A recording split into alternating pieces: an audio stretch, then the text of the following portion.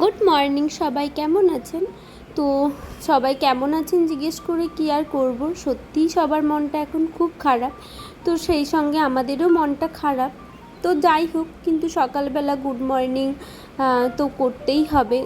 তো মানে কষ্ট করে আর কি করব, সত্যি কথা বলতে রাতের বেলা সেইভাবে ঘুমও হচ্ছে না। সব সময় একই ঘটনা নিয়ে আমরা সবাই চিন্তা করছি, ফোন খুলতে ভয় লাগছে। তো যাই হোক, এখন মামামের পরীক্ষা চলছে, তো সকাল সকাল বেরোতেই হবে, মানে ঘুম থেকে উঠতেও হবে আর সুস্থ তো থাকতেই হবে। তো আশা করছি সব কিছু খুব তাড়াতাড়ি ঠিক হয়ে যাবে। সব মানে দোষীরা শাস্তি পাবে, আর যার এত বড় ক্ষতি হলো সেও সুবিচার পাবে, যার জীবন চলে গেল সেও সুবিচার পাবে। তো যাই হোক, এত কথা না বলে চলো ব্লগটা শুরু করি। তো মাম্মাম দেখো রেডি টেডি হয়ে গেছে, ওর পাপাই আজকে রেডি করিয়ে দিয়েছে। আর সকালে ও ঠাকুর প্রণাম করে যেভাবে বেরোয় স্কুলে, প্রতিদিনই মোটামুটি তাই করে, তো ওইভাবেই বেরোলো। আজকে থেকে শুরু হবে ওর লেখা পরীক্ষা। টোটোও একটা খুব তাড়াতাড়ি পেয়ে গেলাম, বাড়ি থেকে বেরিয়েছি আর সঙ্গে সঙ্গেই টোটোটা পেয়ে গেলাম। তো যাই হোক, মিনিট 10-15-র মধ্যে পৌঁছে গেছি কাকদ্বীপ। তো দেখো, এখানে এসেই তো মন্দিরের, কালী মন্দিরের দর্শন করে, মা কালীর দর্শন করেই মাম্মাম প্রতিদিন স্কুলে যায়। তবে বেশ কিছুদিন ধরে এখানে খুব ভিড় চলছে, মানে শ্রাবণ মাসের পরে বোধহয় আর পুজো দেওয়া যাবে না বা কি আমি ঠিক জানি না, তবে খুব ভিড়, প্রতিদিনই কিছু না কিছু পুজো হচ্ছে, প্রচুর লোকজন আসছে পুজো দিতে। তো বেশ ভালো লাগছে। যাই হোক, কয়েকদিন পরে রাখি আছে, দোকানগুলো পুরো রাখিতে ভর্তি, এত সুন্দর করে সাজিয়েছে। তো কী আর বলবো, মাম্মামের প্রণাম করা হয়ে গেল, চলো এবার ওকে স্কুলের দিকে নিয়ে যাই। আজকের ওয়েদারটাও সেই রকম, এত গরম, আর তার উপরে বোঝাই যাচ্ছে না যে এটা বর্ষাকাল, মনে হচ্ছে এটা গরমকাল। খুবই রোদ করেছে, এইটুকু যে কি করে হেঁটে যাব, মিনিট 5-6 রাস্তা, কিন্তু এটাই হেঁটে যেতে পুরো একেবারে প্রাণ চলে যাবে এরকম মনে হচ্ছে। যাই হোক, এত সুন্দর রাখিগুলো ঝোলানো আছে, দেখেই মনে হচ্ছে যে একটু দাঁড়িয়ে দেখি। পরে মাম্মামের জন্য রাখি তো নিতেই হবে। কথা বলতে বলতে দেখো চলে এসেছি মাম্মামের স্কুলে। তো এই রাস্তাটা এখন একটু ঠিক হয়েছে, যেহেতু বৃষ্টিটা কম আছে, এখন দুদিন ধরে খুব একটা বৃষ্টি হচ্ছে না, হচ্ছে তবে সারাদিন যে বৃষ্টিটা লেগে থাকে সেটা হচ্ছে না।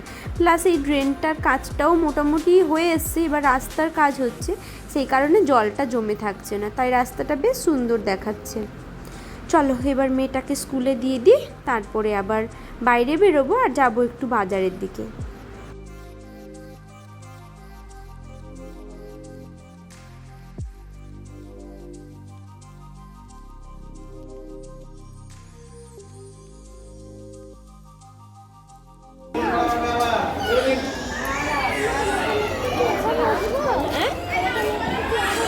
না, ক্লাসে চলে যাও, ক্লাসে চলে যাও।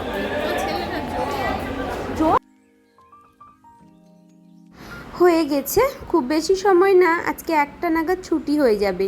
তো আজকে থেকে লেখা পরীক্ষা একটু কম সময়, 1 ঘন্টা আগে ছুটি হবে, সেই কারণে খুব বেশি সময় লাগবে না। একটু বাজারের দিকে অল্প কিছু কাজ আছে, সেরে নিয়েই ফিরবো। তো এই দিদিটার সঙ্গে এসেছি, আর মৌমিতা দি এসছে, ওই অল্প কিছু পেয়ারা নিচ্ছে, আমরা সবাই খাবো বলে, এভাবেই তো টাইমটা কাটাতে হবে। তো সেই কারণে একটু পেয়ারা নিয়ে নিচ্ছে, আর খুব বেশি কাজ নেই, তারপরে ওইসব করেই চলে যাব স্কুলের কাছে, কেননা ছুটিটা তো খুব তাড়াতাড়ি হবে, তাই আজকের আর বাজারে সময় কাটালে চলবে না, তাড়াতাড়ি যেতে হবে।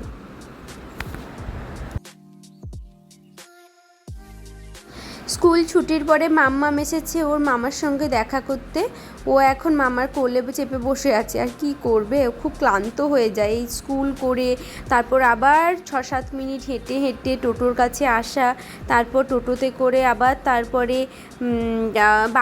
বাড়ি যাওয়া, সব নিয়ে, ছোট তো, সেই সকালে ঘুম থেকে ওঠা, বেরোনো, তো ক্লান্ত হবেই। আর আজকের ওয়েদারটা খুব খারাপ না, খুবই গরম, সেই জন্য আরও বেশি ক্লান্ত হয়ে গেছে, খুবই ঘামছি আজকে।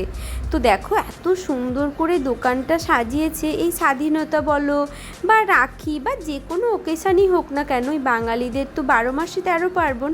তো এত সুন্দর করে সব জায়গাগুলো সাজানো থাকে বা মন্দির, এই দোকানগুলো সত্যি দেখতেও বেশ ভালো লাগে। তাই জন্য আমি দাঁড়িয়ে দাঁড়িয়ে বাইরেই দেখছিলাম। আর আমার দোকানে ঢুকতে আজকে ইচ্ছেই করছিল না, বাইরেই দাঁড়িয়েছিলাম। মাম্মাম এখন ওর মামার সঙ্গে গেছে, ওর মামা দেখছি আবার ওকে কিছু খাওয়ার কিনে দিল।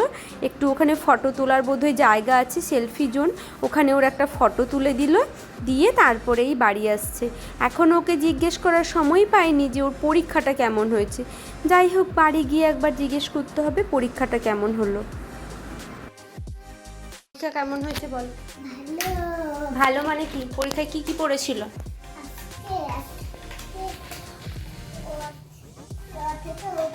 আচ্ছা তুমি একটু শান্ত হয়ে দাঁড়াও।